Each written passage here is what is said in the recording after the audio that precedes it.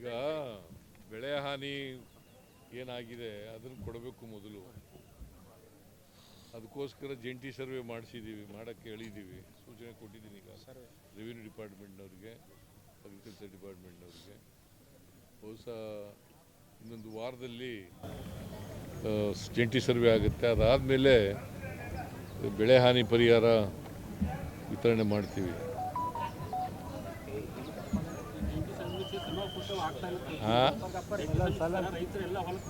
ಈಗ ಪ್ರಾರಂಭ ಆಗಿದೆ, ವಲಸೆ ಹೋಗ್ತಾರ.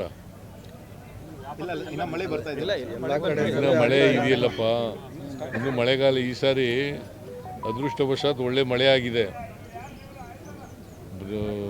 ವಾಳಿಕೆ ಮಳೆಗಿಂತ 4% ಜಾಸ್ತಿ ಆಗಿದೆ ಈ ಸಾರಿ ಮಳೆ ಓವರಾಲ್.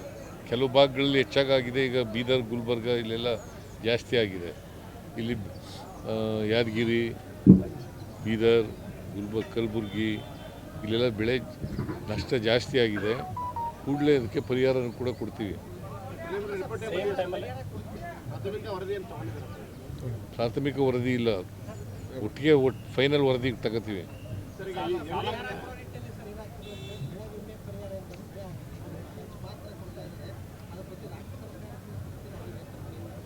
ನೋಡ್ತೀವಿ, ಅದನ್ನು ಚರ್ಚೆ ಮಾಡ್ತೀವಿ. ಅದನ್ನು ಕೆಲವೊಂದು ರೈತರು ಇನ್ಸೂರೆನ್ಸ್ ಕಟ್ಟಿಲ್ಲ ಸರ್, ಅಂತವ್ರಿಗೂ ಲಾಸ್ಟ್ ಟೈಮಿಂದನೂ ಕ್ಲೈಮ್ ಆಗ್ತಾ ಇಲ್ಲ. ಇನ್ಸೂರೆನ್ಸ್ ಕಟ್ಟದೇ ಇರುವಂಥ ರೈತರಿಗೆ ಯಾವುದು ಪರಿಹಾರ ಬರ್ತಾ ಇಲ್ಲ. ಇನ್ಶೂರೆನ್ಸ್ ಎಲ್ಲ ಕೊಟ್ಟಿದ್ದೀವಿ ಈ ಸರಿ. 24-25ರಲ್ಲಿ 656 ಕೋಟಿ ಹೈಯೆಸ್ಟ್ ಬಂದಿದೆ. ಸರ್ ನಾನ್ ಇನ್ಶೂರ್ಡ್ ಕ್ರಾಪ್ ಬಗ್ಗೆ ಯಾರು ಇನ್ಶೂರೆನ್ಸ್ ಮಾಡಿಸ್ಕೊಂಡಿಲ್ಲ ಅವರಿಗೆ ಏನಾದರೂ ಪರಿಹಾರ ಇದೆ? ಅದು ಕೊಡೋಣ.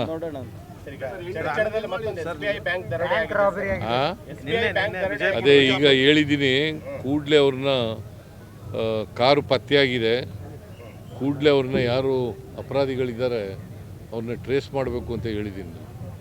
ಬಿಜಾಪುರದ SP ಫೋನ್ ಮಾಡಿ ಕೂಡಲೇ ಅವ್ರನ್ನ ಮಾಡಬೇಕು. ಮತ್ತು ಯಾರು ಈ ಅಧಿಕಾರಿಗಳನ್ನೆಲ್ಲ ಅಲರ್ಟ್ ಮಾಡಲಿಕ್ಕೆ ಹೇಳಬೇಕು ಅಂತ ಹೇಳಿದ್ದೀನಿ.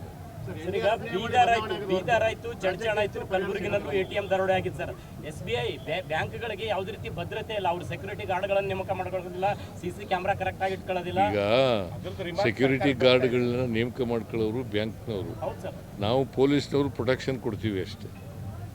ಬಟ್ ಆ ದುಡ್ಡು ಏನು ಕಳ್ತನ ಮಾಡ್ಕೊಂಡಿರ್ತಾರಲ್ಲ ಸರ್, ಅವ್ರನ್ನ ಸತ್ಕಾರ್ಯಕ್ಕೆ ಬಳಕೆ ಮಾಡೋದಲ್ಲ, ಇನ್ನೊಂದು ಕ್ರೈಮ್ಗೆ ಬಳಕೆ ಮಾಡ್ಕೋತಾರೆ. ಸೊ ಹಂಗಾಗಿ ಪೊಲೀಸರು ಅಲರ್ಟ್ ಆಗಬೇಕು ಅಂತ ಜನರ ಆಗ್ರಹ ಇರೋಂಥದ್ದು. ಇಲ್ಲ ಹೊರ ರಾಜ್ಯಗಳಿಂದ ಜಾಸ್ತಿ ಆಗ್ತಿದೆ. ಹೊರ ರಾಜ್ಯಗಳು ಬಿಹಾರ್, UP, ಗುಜರಾತಿಂದ ಈ ರೀತಿಯಾದಂಥ ದರೋಡೆಕೋರು ಬಂದು ಮಾಡ್ತಾರೆ ಸರ್. ಅದಕ್ಕೆ ತಡೆಗಟ್ಟಲಿಕ್ಕೆ ಎಲ್ಲ ರೀತಿ ಮುಂಜಾಗ್ರತಾ ಕ್ರಮ ತಗೋಬೇಕು ಅಂತ ಪೊಲೀಸ್ನವರು ಸೂಚನೆ ಕೊಟ್ಟಿದ್ದೀನಿ. ಸಾಲ ಮನ್ನಾ ಬಗ್ಗೆ ಅಲ್ಲ ಸರ್, ಆಮೇಲೆ ಈ ಬ್ಯಾಂಕ್ಗಳಿಗೆ ರೈತರಿಂದ ಸಾಲ ಮನ್ನಾ ಬಗ್ಗೆ ಒತ್ತಾಯ ಕೇಳಲಾಗ್ತಾ ಇದೆ. ತಮ್ಮ ಬಗ್ಗೆ ನಿರೀಕ್ಷೆ ಇಟ್ಕೊಂಡಿದ್ದಾರೆ ಜನಗಳ ಪಾರ್ಟಿಗಳ ರೈತರು ನಿರೀಕ್ಷೆ ಇಟ್ಕೊಂಡಿದ್ದಾರೆ. ನೋಡೋಣ, ಅದನ್ನು ಪರಿಶೀಲನೆ ಮಾಡ್ತೀವಿ.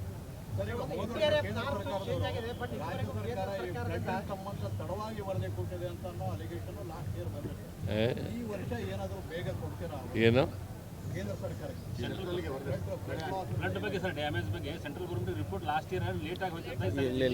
ಲೇಟ್ ಆಗಿಲ್ಲ, ನಾವು ಕಳಿಸ್ತಾ ಅವ್ರು ಕೊಡ್ಲಿಲ್ಲ, ಕೋರ್ಟ್ಗೆ ಹೋಗಿ ತಗೊಂಡು, ಆಮೇಲೆ ಸುಪ್ರೀಂ ಕೋರ್ಟ್ಗೆ ಹೋಗಿ ತಗೊಂಡು. ಸರ್, ತಾವು ಸಾಕಷ್ಟು ಜನರಿಗೆ ಸೌಲಭ್ಯಗಳು ಕೊಡ್ತಾ ಇದ್ದೀರಿ. BPL ಕಾರ್ಡ್ರಲ್ಲಿ ಅನರ್ಹರ ಸಂಖ್ಯೆನೇ ಜಾಸ್ತಿ ಇರೋದು ಅಂತ. ಯಾರು BPL ಹೋಲ್ಡರ್ಸ್? ಅದಕ್ಕೆ ಅರ್ಹರು ಯಾರನ್ನೂ ತೆಗಿಬಾರ್ದು, ಅನರ್ಹರಿಗೆ ತೆಗೆದಾಕಬೇಕು.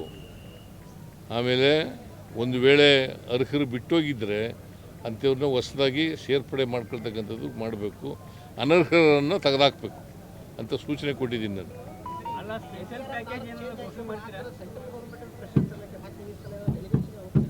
ಇಲ್ಲಿಗೆ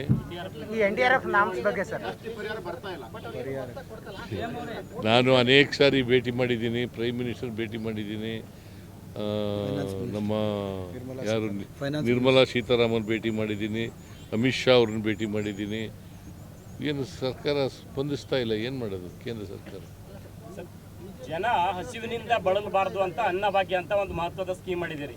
ಯಾದಗಿರಿನಲ್ಲಿ ಅನ್ನಭಾಗ್ಯ ಅಕ್ಕಿ ವಿದೇಶಗಳಿಗೆ ರಫ್ತು ಆಗ್ತಾ ಇದೆ ಸರ್. ಅದಕ್ಕೆ CID ಕೂಡಲೇ CID ಎಂಕ್ವೈರಿ ಮಾಡಿಸ್ತಾ ಇದ್ದೀನಿ. ಆಮೇಲೆ ಕಾಸ್ಟ್ ಸೆನ್ಸಸ್ ಬಗ್ಗೆ ಈಗ ನಾಸ್ತಿಕ ಅನ್ನೋಂಥ ಒಂದು ಕಾಲಂ ಸೇರಿರೋದಕ್ಕೆ ಬಿಜೆಪಿ ಇದು ಬೇರೆ ಬೇರೆ ರೀತಿಯಾಗಿ ಇದು ಮಾಡ್ತಾ ಇರೋದು. ಏನು ಮಾಡ್ತಾರಪ್ಪ? ಅಲ್ಲ, ಅಂದರೆ ನೀವು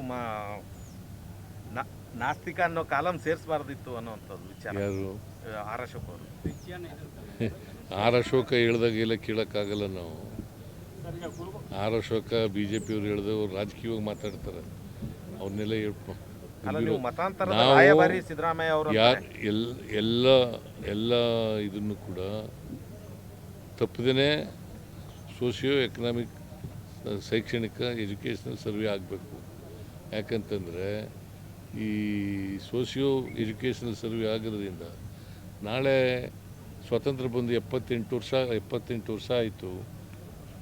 ಅವರ ಆರ್ಥಿಕ ಪರಿಸ್ಥಿತಿ ಏನು, ಶೈಕ್ಷಣಿಕ ಪರಿಸ್ಥಿತಿ ಏನು, ಅವರ ಸಾಮಾಜಿಕ ಪರಿಸ್ಥಿತಿ ಏನು ಅಂತಕ್ಕಂಥದ್ದನ್ನು ಗುರ್ತು ಮಾಡ್ಕೊಂಡು ಇದರಿಂದ ಗೊತ್ತಾಗುತ್ತೆ ಈ ಸರ್ವೆಯಿಂದ.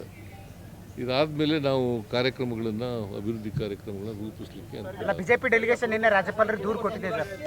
ಈ ಕ್ಯಾಸ್ಟ್ ಸೆನ್ಸಸ್ ಬಗ್ಗೆ ಬಿಜೆಪಿ ಡೆಲಿಗೇಷನ್ ನಿನ್ನೆ ರಾಜ್ಯಪಾಲರಿಗೆ ದೂರು ಕೊಟ್ಟಿದೆ ಸರ್. ಇದು ಹಿಂದೂ ಇದರಲ್ಲಿ ಜಾತಿಗಳಲ್ಲಿ ಕ್ರಿಶ್ಚಿಯನ್ ಸೇರಿಸ್ತಿದ್ದೀರಿ ಅಂತ.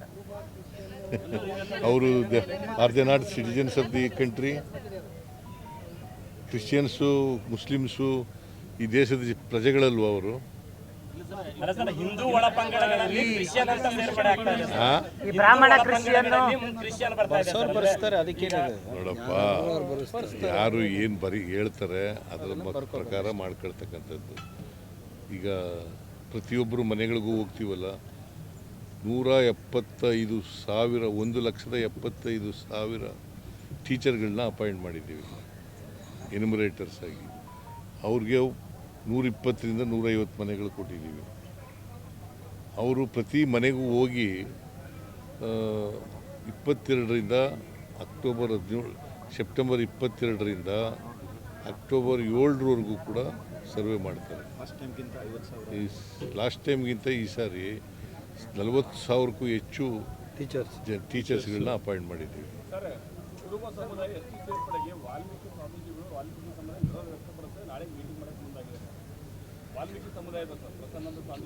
ನೋಡಪ್ಪ, ಇದು ಹಿಂದಿನ ಸರ್ಕಾರದಲ್ಲೇ ಮಾಡಿತ್ತು.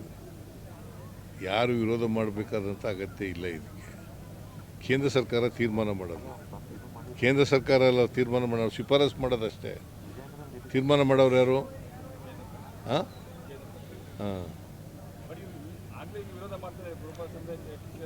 ಯಾರು ವಿರೋಧ ಮಾಡಬೇಕಾದಂಥ ಅಗತ್ಯ ಇಲ್ಲ. ಅವರು ಎಷ್ಟಿಗೆ ಬರ್ತಾರೆ ಅನ್ನೋದಾದರೆ ಎಷ್ಟಿ ಮಾಡ್ತಾರೆ, ಇಲ್ಲವರೆ ಇಲ್ಲ ಅಂತ ಮಾಡ್ತಾರೆ.